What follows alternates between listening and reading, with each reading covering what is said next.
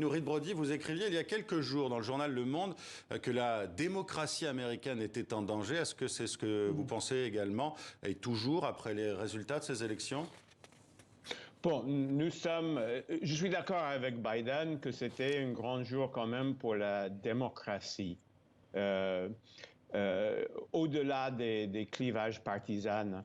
Les démocrates nageaient à contre-courant, l'économie va mal, l'inflation est très élevée, la popularité du président Biden est très faible, les élections de mi-mandat sont toujours un vote sanction contre le parti au pouvoir, et pourtant, au moment décisif, comme vous avez dit dans votre reportage, dans les États et les districts les plus contestés, entre la folie des négationnistes trumpistes et, je dirais, les politiciens normaux, la plupart des Américains dans ces districts ont choisi la normalité et la démocratie.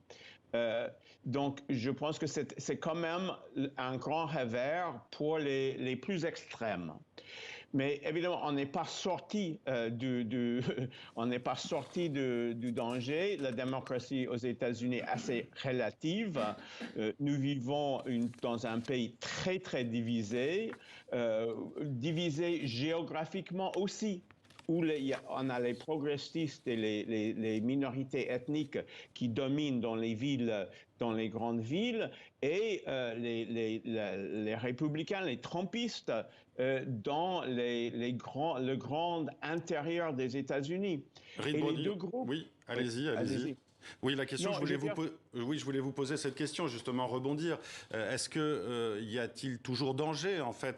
Est-ce qu'on peut redouter, il y a des contestations déjà sur certains résultats lors de ces midterms, est-ce qu'on peut redouter qu'une attaque comme celle du Capitole en 2021 ait lieu à nouveau?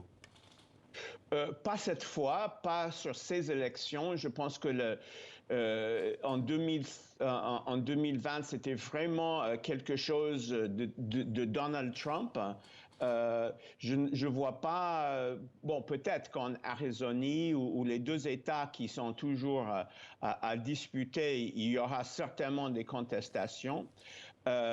Et nous vivons dans un moment où la désinformation est presque totale, dans le sens que moi, je reçois mes informations de certaines chaînes, enfin les démocrates, et il y a un boucle de désinformation.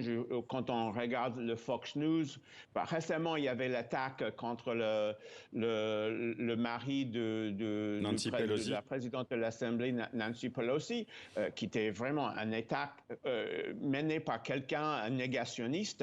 Mais si on regardait les médias que regarde une grande partie de l'Amérique, Fox News, qui est le plus écouté dans le pays, on aurait cru qu'en fait, il s'agissait d'une affaire homosexuelle entre le mari et son amant. Fox News qui est classé très à droite, hein, je le rappelle. Hein.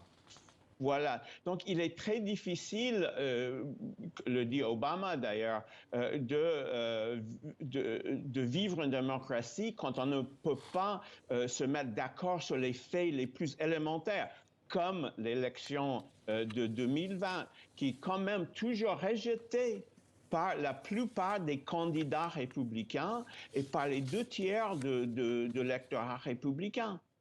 Donc, même si Trump a eu un grand revers, même si je pense que la candidature de Trump est très en danger, le trumpisme a métatisé dans la société américaine. Il y a quand même un grand courant, pas majoritaire, des Américains qui ne croient plus en la démocratie, qui ne croient plus dans les faits.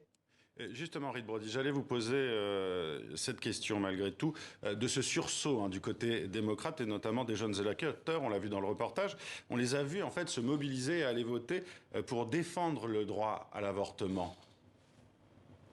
Oui, je crois que ça a beaucoup animé l'électorat féminin.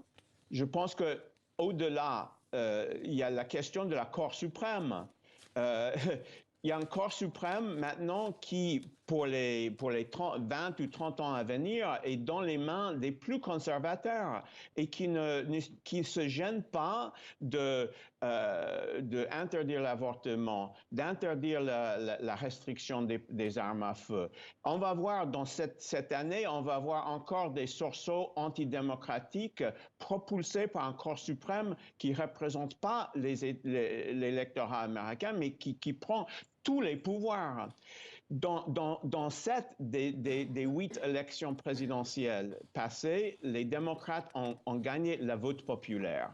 Et pourtant, on a un corps suprême voué aux républicains, on a un contrôle du Congrès qui est 50-50. On vivra des années maintenant de guerre de tranchées. Le contrôle des républicains aux chambres des représentants annoncé nous promet 2 ans d'investigation, de politique, de mettre tous les bâtons dans la roue de Biden. Nous vivrons encore des moments très, très difficiles. Merci Reed Brody d'avoir été avec nous. Et je rappelle que vous faites partie justement de ceux qui appellent à réformer les systèmes de scrutin aux États-Unis. Merci à vous d'avoir été avec nous.